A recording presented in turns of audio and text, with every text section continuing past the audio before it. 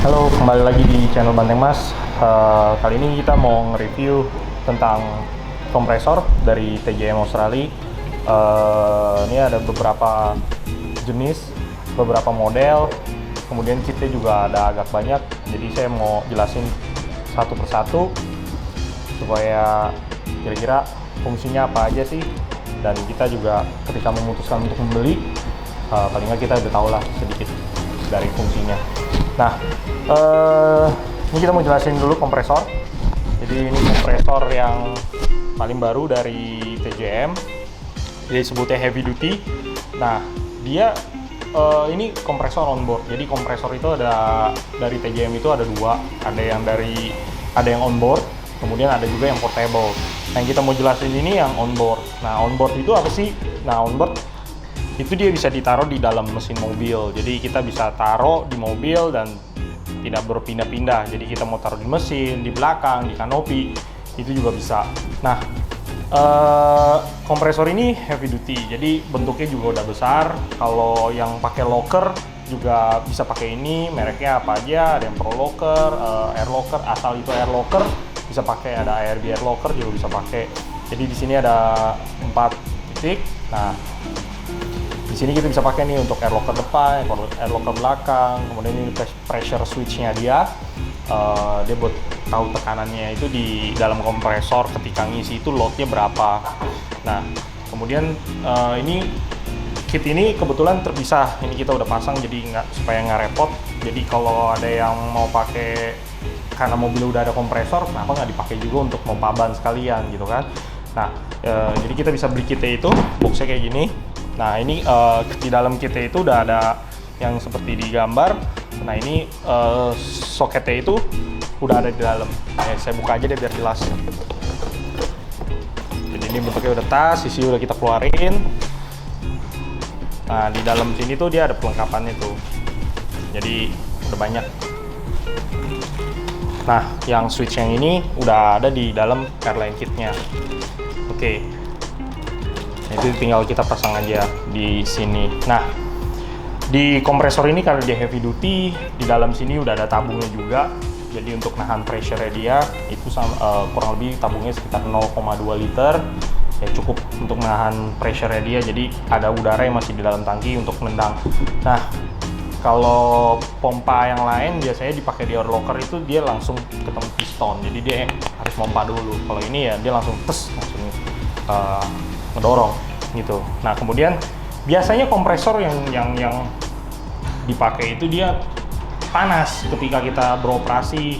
Kalau untuk locker mungkin karena dia cuma untuk standby, cuma nyala sebentar gitu kan. Mungkin kita engage depan, engage belakang itu mungkin nggak terlalu berat karena dia butuh pressure-nya nggak terlalu banyak.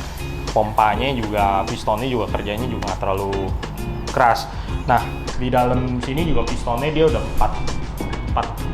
43 mili kalau nggak salah besarnya, jadi cukup kuat dia. Kemudian sini ada extra cooling fan ini, jadi dia untuk menjaga suhunya supaya nggak terlalu panas. Kemudian di sini ada filternya, ini juga harus dipasang ya. Ketika dibuka di unboxing ini masih kepisah-pisah gitu, jadi kita masih pasang satu-satu.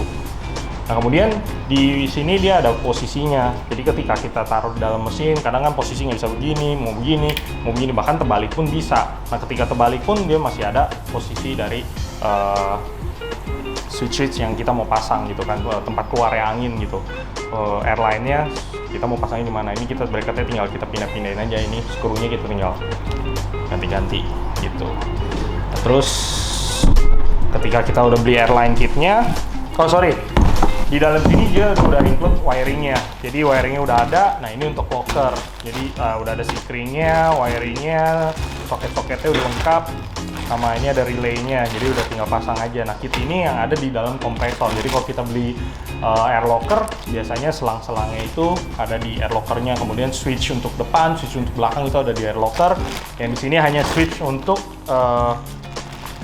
engage dari kompresornya aja. Nah, kemudian ketika kita pilih airline kitnya, ini untuk pompa ban. Jadi tinggal kita ngisi mau buat blower, mau buat ngisi angin di ban. Ini tinggal dipasang di sini, buka mesin, tinggal colok aja. Dia pakai quick snap, jadi dia cepet cepet banget bongkar pasangnya, nggak perlu harus di skru lagi, tinggal tusuk aja, udah kenceng dia. Mau cabutnya tinggal turunin, angkat. Oke. Kemudian ini airline kitnya kita kabelnya 9 meter, bentuknya udah kayak gini, jadi tergantung fungsi ya. Di sini ada deratnya juga, kita bisa ganti-ganti untuk ngisi ke pentil atau apa. Di sini juga kita bisa tuker-tuker. Kemudian airline kita yang ini kan manual, jadi nggak ada pressure-nya, kita harus butuh kayak pressure gauge-nya. Jadi untuk tahu tekanan di angin di ban itu berapa sih gitu kan.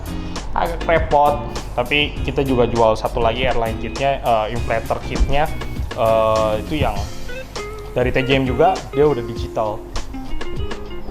Nah ini lebih bagus, cuman kabelnya nggak include nih, selangnya, hose-nya, jadi tetap kita harus beli ini juga untuk dapat gauge-nya yang lebih modern. Jadi ini bisa dilihat ada angkanya digital, jadi kita bisa tahu nih pressure-nya di berapa. Kemudian juga dia udah include untuk ngecek pressure-nya berapa gitu. Nah kompresor ini dijual harganya sekitar 5 jutaan. Jadi fungsinya untuk locker, untuk kompresor juga bisa, untuk isi angin juga bisa di onboard di mobil. Nah kemudian yang ininya kita ini juga dijual terpisah, jadi nggak include. Kemudian ada lagi, ketika kita mau ngisi ban, terkadang kita juga butuh untuk ngurangin ya. Ketika masuk ke medan off-road, kita tentunya perlu kompresin. Nah biasanya manual kompresinnya yang lama.